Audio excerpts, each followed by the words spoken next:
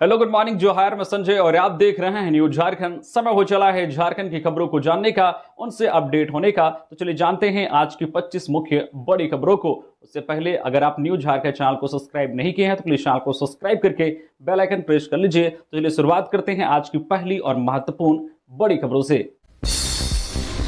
4 एकड़ जमीन, एक पॉली हाउस और खेती को लेकर इनोवेटिव सोच। हजारीबाग के चरही गांव के फुलेश्वर महतो आज किसानों के लिए मिसाल बन चुके हैं। फुलेश्वर महतो पॉली हाउस में सीमिया लता के 50,000 पौधे तैयार कर रहे हैं। यही पौधे लाह बनाते हैं, जिसकी कीमत बाजार में 500 से 1000 रुपए प्रति किलो तक है।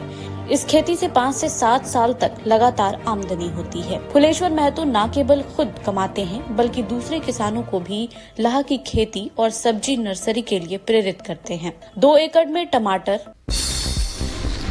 सरायकेला जिला पुलिस को एक बड़ी सफलता हाथ लगी है, जहां पुलिस ने मोबाइल चोर गिरोह का पर्दाफाश करते हुए चोरी की हुई 62 मोबाइल, एक टैब और 2 लैपटॉप के साथ एक अभियुक्त को गिरफ्तार किया है। बरामद सामानों की कुल कीमत लगभग 10 लाख रुपए आंकी गई है। गिरफ्तार अभियुक्त की पहचान हिमांशु मोदी उर्फ रचित के रूप में की गई है।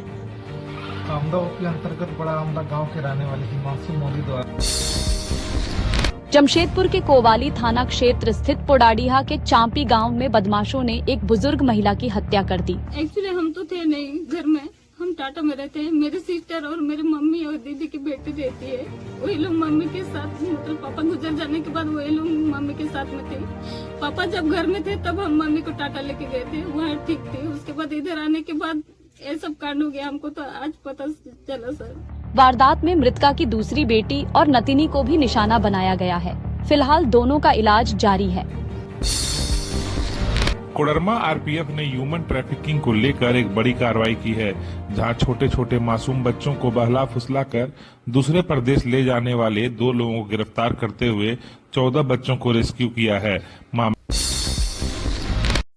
हजारीबाग जबरा निवासी प्रदीप प्रसाद की इलाज के दौरान रांची रिम्स में मौत के बाद मंगलवार को कोर्रा चौक पर आक्रोश फूट पड़ा। गुस्साए परिजनों और स्थानीय लोगों ने 100 के साथ चौक को पूरी तरह जाम कर दिया और पुलिस प्रशासन के खिलाफ जमकर नारेबाजी की। प्रदर्शन कर रहे लोगों का आरोप है कि 6 जुलाई को रात प्रदीप प्रसाद को किसी ने फोन करके घर से बुलाया, जिसके बाद वो गंभीर हालत में मिले। उनका मोबाइल फोन भी छीन लिया गया। परिजनों ने कहा कि पुलिस को कई बार सूचना देने के बावजूद कोई ठोस कार्रवाई नहीं हुई और आरोपी अभी खुलेआम घूम रहे हैं। परिजनों को शक है कि प्रदीप प्रसाद जमीन का कारोबार करते थे, इसलिए उनकी सुनियोजित तरीके से हत्या की गई है। प्रदर्शन कर रहे लोग और परिजनों की मांग है कि एसपी मौके पर आकर न्याय का भरोसा दे। बोकारो के गोपालपुर पंचायत में खेत में काम करने के दौरान आकाशीय बिजली गिरने से 2 महिला की मौत हो गई है, जबकि 3 गंभीर रूप से घायल हो गई हैं। सभी महिलाओं को रोपनी का काम कर रही थी। प्रशासन ने मृतकों के परिजनों को 4 लाख रुपए मुआवजा देने की घोषणा की है। अचानक वज्रपात होने से खेत में काम कर रही 2 महिला, जिनका नाम मीरा देवी उम्र 35 वर्ष, पति राजेश कालिंदी।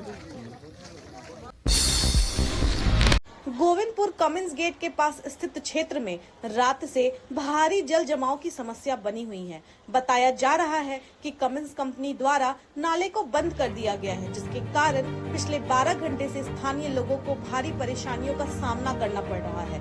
नाले के अवरुद्ध हो जाने के कारण वर्षा का पानी निकल नहीं पाया और सैकड़ों लोगों के घरों में जल जमाव का कारण बन गया है। सड़क है और देखिए यहाँ कॉमिन्स और बगल में टाटा मोटर है, टेक्निक यार्ड है और ये जो जल जमाव। परसन थाना अंतर्गत केंदुआ मोड़ से ये एक मोटरसाइकिल वरुण कुमार यादव का चोरी हो गया था। तो ये सूचना जब थाना प्रभारी को मिला तो 11 तारीख को ये जो है करण कुमार सिंह, ये गिरिडीह से उसी बाइक से वापस आ रहा था, तो इसको पुराना हिरोडी थाना भवन के पास से इसको डिटेन किया गया और वादी जो है वरुण कुमार यादव, उसका पहचान से कि मोटरसाइकिल उसी का है, पहचान से थाना में आवेदन दिया गया है, जिस पर 8725 हिरोडी थाना कांड संख्या दर्ज है। लगातार हो रही बारिश के बाद जामताड़ा में जामताड़ा और देवघर को जोड़ने वाली पुलिया दक्षिण बहाल में क्षतिग्रस्त हो गई है। प्रशासन ने इस पुल पर एहतियातन यातायात को रोक दिया गया। इस पर भारी वाहन अब नहीं चलेंगे, दोपहिया वाहन चल सकते हैं। मौके पर पहुंचे जामताड़ा एसडीओ अनंत कुमार और अन्य अधिकारियों ने जायजा लिया और पुल को बैरिकेडिंग करने के बाद रोक दिया गया है। इससे इस सड़क का इस्तेमाल करने वाले को अब जिला मुख्यालय से 20 किलोमीटर दूर सफर कर तय करके आना होगा, जिससे लोगों को काफी दिक्कतों का सामना करना पड़ेगा।